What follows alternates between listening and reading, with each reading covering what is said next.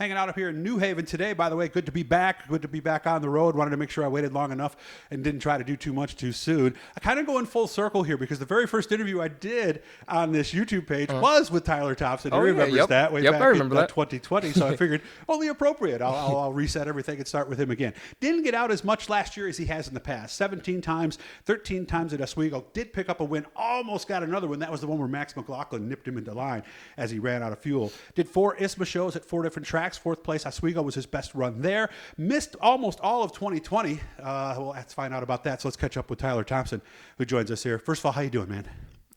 I'm doing great. How is things? Because you missed 2020. What was the injury again? What happened? I actually broke my femur. I was riding a dirt bike. I was going like maybe 3 miles an hour. Seriously? I was doing a wheelie, and I had a rock on the road, and it just set me off, and it just snapped. And the femur is the one above the knee. The tibia is the one below. So that's the more serious one too, right? Yeah, yep. And it's actually, pretty sure the biggest bone in your body. I believe it is. So it took a while, obviously, to come back from that. Yeah, it took like a month and a half, I'd say, and then I was just about to the point where I could walk again. I was on crutches for a while, but ever since then, it's been fine. Good. So obviously last year, no dirt, stuck with pretty much asphalt. Why? Oh yeah, just asphalt. I guess we just wanted to see how. I guess in all years prior, we were doing dirt, asphalt, karts, and stuff like that. So we just wanted to kind of slow it down and try one, and actually ended up pretty well. We every race we were top 5. We actually won one, then we won one in the 350 class. So I guess we just wanted to kind of slow it down a little bit. Yeah, sometimes they say you can only serve one master almost. So yeah. Concentrate. Did it work? Were you better on the asphalt because of concentrating on just that? Oh, heck yeah, because every weekend we were just working on one car, and then at the track it was just driving one car, and it was just always in my mind. So obviously the win with the Super had to be great. How tough was the loss? Because I remember hearing it from Max's side. I want to hear it from your side. When did you know you were in trouble?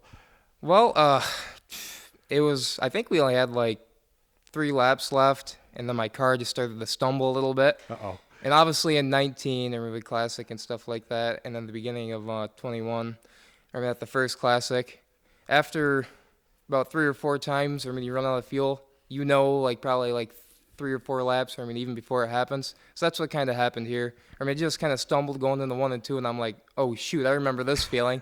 So I just tried hanging in there, and then Max got me at the line. But...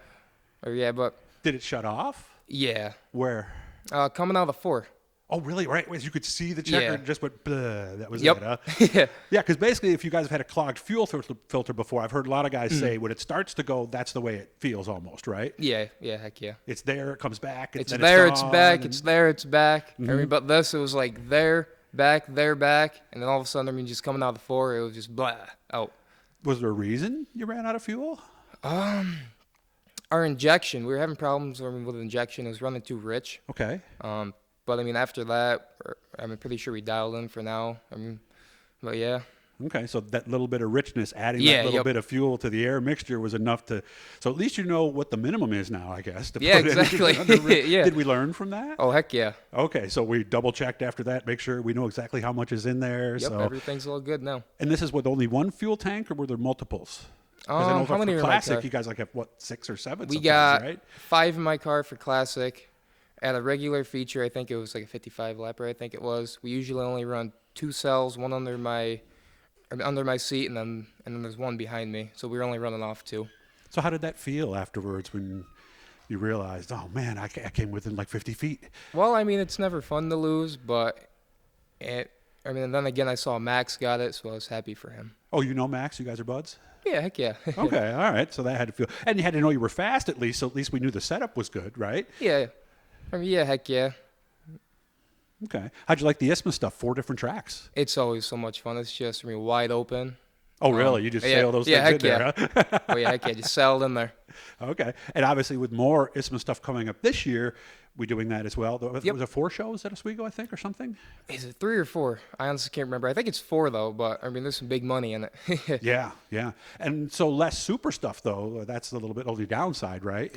Yeah, I think there's a few less, but I think we're going to be dabbling in maybe the dirt again. Okay. So I think we're going to go back to dirt and then the non-wing, and then we're going to go back to ISMA. So, okay. For us, it'll be pretty busy. Of course, you told me too, when you go back and forth and you don't run like a lot of these guys run 3-4 nights a week with their dirt stuff, it has to be tough to keep up when you're running once or twice a week, maybe, right? Yeah, heck yeah. So I think we're only going to do like a handful of dirt, though. Okay. I don't think we're going to go like full season or anything. I mean, just get my feet wet again, I guess you can say. And this is the 358 car that you're leaning on right now? Yeah, yep. I mean, this was one that Rocky ran last year. It's a really fast car. Okay, and there's a new one in the other room too. So what's the plan? Which one might you drive? I'm pretty sure I'm going to be piling, this one at Fulton, I think the 3 weekends before Oswego. I see. And there's also a couple of off weeks, I think, in the summer too. So and then maybe if we do good there, I think we'll hit it again, but I think we're just going to start off at Fulton. Smart to do the 358, right? Rather than, because the big block is a lot tougher, let's be honest, right? Oh, yeah. That's yeah, and the competition's a lot tougher too. So big race coming up the 7th and 8th, first of 4 races. Actually, 3 of them are going to be with the TQ Midget. And by the way, we're going to have one up here in a little bit where Tyler's going to walk around and tell us everything about a TQ Midget. Excited to get back and do that again? Oh, yeah, heck yeah, man. It's a blast. And with the traveling and the partying and the racing and just hanging out with everybody, it's just a really good atmosphere. I have heard it's a different atmosphere from really anything else, right? Yeah. Oh, yeah.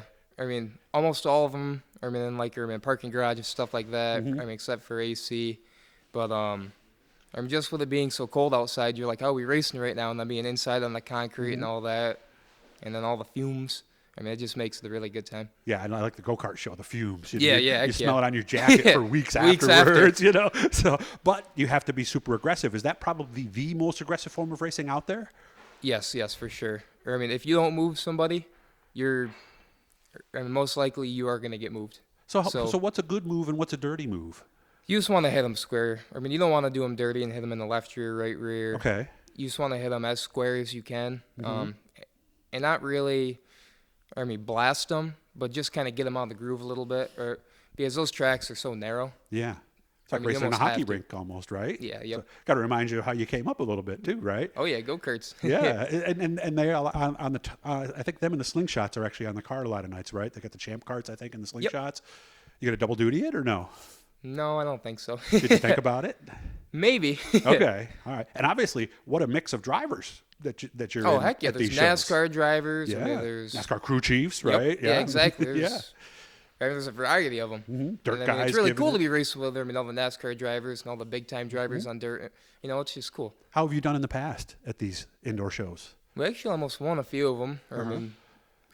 It almost seems like every year we do really good, but then there's other times we just have really bad luck, which, that's how it goes. It's racing. Okay. But, I really feel like we're really prepared this year, and I think we're going to do good. Well, I hope things go well for you. And there you go. The plans are outlined. And, of course, remember, the 7th and 8th is down in Allentown. Not that bad of a drive. So if you guys are really hungry for some racing, and if you've never seen it, it is really something. And these TQs are very, very quick. Again, next interview we're going to do after this, you'll see, is we're going to walk around the TQ. And Tyler is going to tell us all about it. So make sure to look for that one coming up next week. Sweet. Good to see you, man. And, I'm glad things are going well for you, okay? Oh, yeah. Thank you. Yep.